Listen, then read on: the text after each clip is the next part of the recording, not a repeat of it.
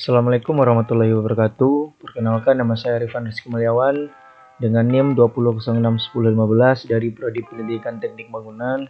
Kali ini saya akan menjelaskan materi dari administrasi dan supervisi pendidikan, yaitu mengenai supervisi pendidikan. Nah, pada materi ini supervisi pendidikan ini ada pembahasannya ada 4. Yang pertama yaitu konsep dasar supervisi pendidikan, itu meliputi pengertian, tujuan, dan fungsi. Kemudian pembahasan kedua yaitu ruang lingkup, akademik dan manajerial. Yang ketiga, prinsip supervisi pendidikan. Dan yang keempat, peranan kepala sekolah sebagai supervisor. Oke, kita masuk pada pembahasan pertama yaitu pengertian supervisi pendidikan.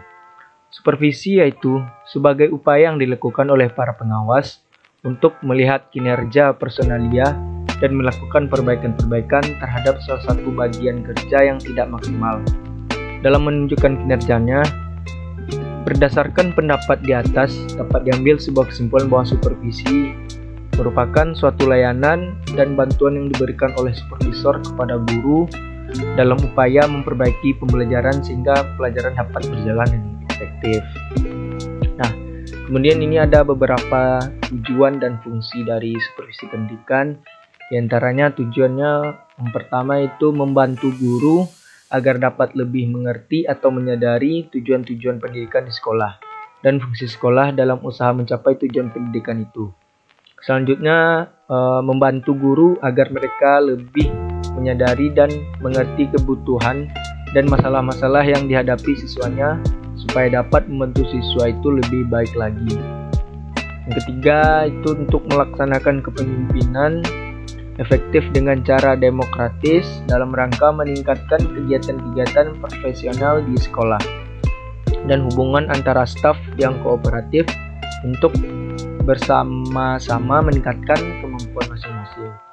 Nah, selanjutnya ada beberapa fungsi dari supervisi pendidikan. Yang pertama itu fungsinya mengkoordinasi semua usaha sekolah. Selanjutnya, salah satu fungsi supervisi ini adalah untuk melatih guru-guru agar mereka memiliki keterampilan dalam kepemimpinan di sekolah. Selanjutnya itu memperluas pengalaman guru. Untuk memotivasi guru mau belajar dari pengalaman nyata di lapangan. Nah, selanjutnya itu pembahasan yang kedua, ruang lingkup akademik dan manajerial. Supervisi manajerial yaitu salah satu fokus penting lainnya dalam supervisi manajerial adalah pengawas terhadap sekolah. Adalah berkaitan pengelolaan atau manajemen sekolah. Sebagaimana diketahui dalam warsa terakhir telah dikembangkan wacana manajemen berbasis sekolah. Kemudian yaitu berlanjut ke supervisi akademik. Supervisi akademik ini adalah serangkaian kegiatan yang digunakan untuk membantu guru mengembangkan kemampuannya mengelola proses pembelajaran demi pencapaian tujuan pembelajaran.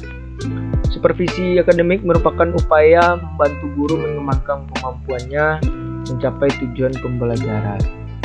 Nah, itulah pembahasan tentang ruang lingkup akademik dan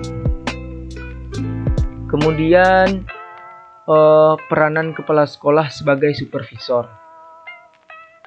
Nah, peranan kepala sekolah sebagai supervisor ada dalam melaksanakan tugasnya harus memperhatikan prinsip-prinsip supervisi. Agar dalam pelaksanaan supervisi dapat berjalan dengan baik dan lancar, kepala sekolah sebagian dari suatu sekolah juga menjadi objek dari supervisi pendidikan tersebut. Nah, sistem dan pelaksananya ini hampir sama dengan supervisi guru.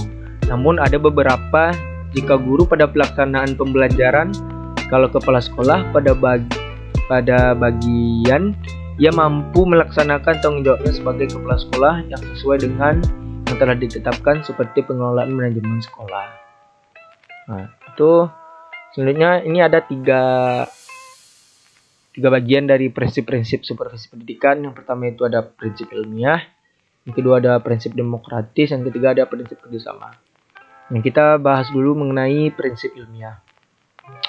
Prinsip ilmiah ini mengandung ciri-ciri sebagai berikut. Yang pertama itu kegiatan supervisi ini dilaksanakan berdasarkan data objektif yang diperoleh dalam kenyataan pelaksanaan proses belajar mengajar. Selanjutnya, untuk memperoleh data perlu diterapkan alat perekam data seperti angket, observasi, percakapan pribadi, dan seterusnya. Kemudian, setiap kegiatan supervisi dilaksanakan secara sistematis terencana. Nah, itulah beberapa ciri-ciri dari prinsip ini. Kemudian ada itu prinsip demokratis. Prinsip demokratis yaitu servis dan bantuan yang diberikan kepada guru berdasarkan hubungan kemanusiaan yang akrab dan kehangatan, sehingga guru-guru merasa aman untuk mengembangkan tugasnya. Demokratis mengandung makna menjunjung tinggi harga diri dan martabat guru, bukan berdasarkan atasan atau bawahan. Nah, itulah meliputi prinsip demokratis. Kemudian selanjutnya prinsip kerjasama. Di sini prinsip kerjasama mengembangkan usaha bersama atau menurut istilah supervisi sharing of idea, sharing of experience, memberi support, mendorong, menstimulasi guru sehingga mereka merasa tumbuh bersama. Prinsip konstruktif dan kreatif, setiap guru akan merasa termotivasi dalam mengembangkan potensi kreativitas. Kalau supervisi mampu menciptakan suasana yang menyenangkan, bukan melalui cara-cara menakutkan. Nah, itulah beberapa dari prinsip-prinsip supervisi pendidikan. Mungkin hanya itu yang dapat saya sampaikan. Apabila ada kekurangan dan kesalahan, saya mohon maaf. Saya akhiri dengan wassalamualaikum warahmatullahi wabarakatuh.